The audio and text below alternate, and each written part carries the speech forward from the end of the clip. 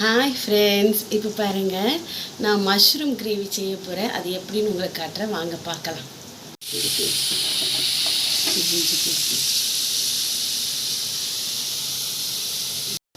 இப்போ பாருங்கள், கடாய் காஞ்சிருச்சு. எண்ணெய் ஊற்றிக்கலாம்.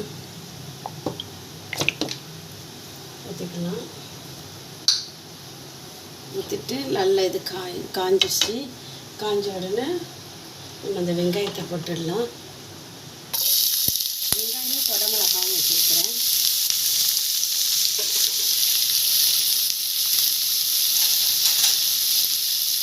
ரெண்டையும் போட்டாச்சு. இப்போ ரெண்டையும் வதக்கிடலாம். நல்லா ஹையில் வச்சு வதக்குங்க, அப்போ தான் நல்லா வதங்கும். இதில் நான் ஒரு 3 பல்லாரி வெங்காயம், ஒரு மஷ்ரூம் பாக்கெட்டுக்கு 3 பல்லாரி வெங்காயம் போட்டிருக்கேன். நல்லா பொடிசாக சாப் பண்ணி வச்சுருக்கிறேன், கட் பண்ணி.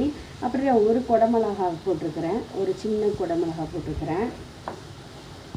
இப்போ இஞ்சி பூண்டு ஆட் பண்ணிக்கலாங்க. 1 ஸ்பூன் ஆட் பண்ணால் போதும் இஞ்சி பூண்டு பேஸ்ட். 1 ஸ்பூன் இஞ்சி பூண்டு பேஸ்ட் ஆட் பண்ணியிருக்கேன். நல்லா வதங்கட்டும்.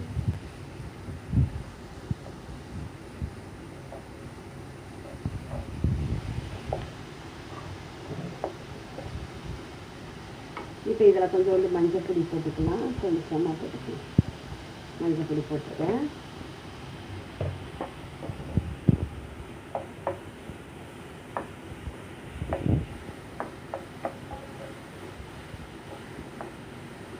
அப்புறம் உங்களுக்கு நான் அன்றைக்கி ஒரு மசால் தூக்க சொல்லி கொடுத்தேன் பார்த்தீங்களா, அதை வந்து இதிலே போட்டுக்கலாம். பிரியாணிக்கு எதுக்குனாலுமே போடலாம்னு சொன்னேன் பார்த்தீங்களா, அதை இப்போ எடுத்து போட்டோம்னா ரொம்ப நல்லா இருக்கும். ஃப்ளேவர் நல்லா இருக்கும்.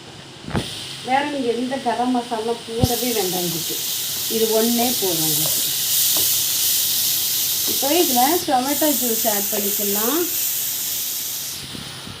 டொமேட்டோ வந்துட்டு தக்காளி வந்துட்டு ஒரு 3 தக்காளி நல்லா கிரைண்ட் பண்ணி வச்சுருக்கேன். மிக்சியில் கிரைண்ட் பண்ணி 3 தக்காளி, நல்ல பெரிய தக்காளியும் 3 தக்காளி. இதை நல்லா வதங்கட்டும்.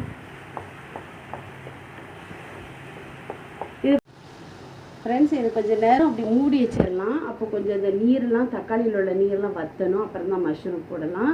ஓகே, இது கொஞ்சம் நேரம் மூடி வச்சிடலாம், ஒரு 5 நிமிஷத்துக்கு.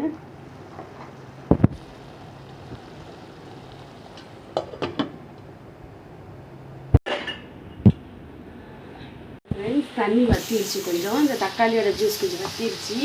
இப்போ பொடி போட்டுக்கலாம். நம்ம பொடி ஆட் பண்ணிக்கலாம். இப்போ வந்துட்டு நான் பாருங்கள், கொஞ்சம் மிளகாத்தூள் 2 ஸ்பூன் போட்டிருக்கேன்.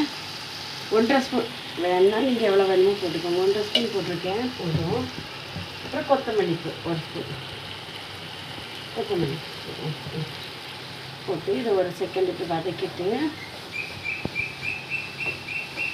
இப்போ நம்மளோட மஷ்ரூமை ஆட் பண்ணிடலாங்க. மஷ்ரூம் நிறைய தண்ணி விடும் பாருங்க, தண்ணி நிறைய விடும்.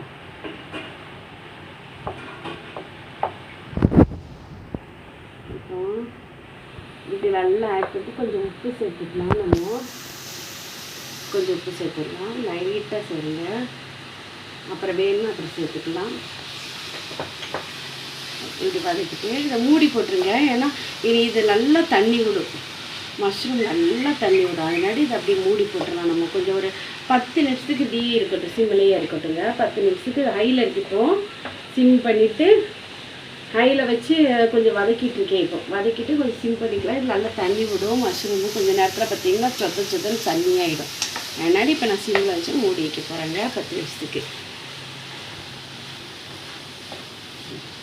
இப்போ பாருங்கள் ஃப்ரெண்ட்ஸ், எடுத்து பார்க்கலாம். நம்ம கொஞ்சம் எடுத்து பார்க்கலாம்.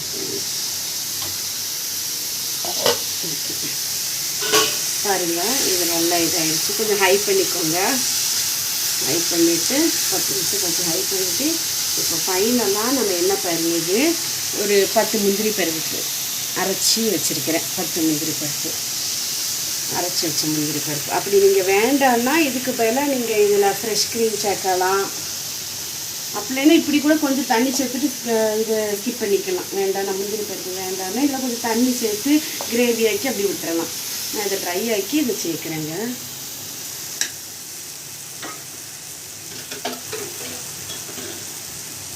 ஃப்ரெண்ட்ஸ், இப்போ பாருங்கள் முந்திரி பருப்பு போட்டிருக்கிறேன். இப்போ கொஞ்சம் உப்பு போட்டுக்கலாம். உப்பு காணாது, நான் லைட்டாக தான் அப்புறம் போட்டேன். கொஞ்சம் உப்பு போட்டு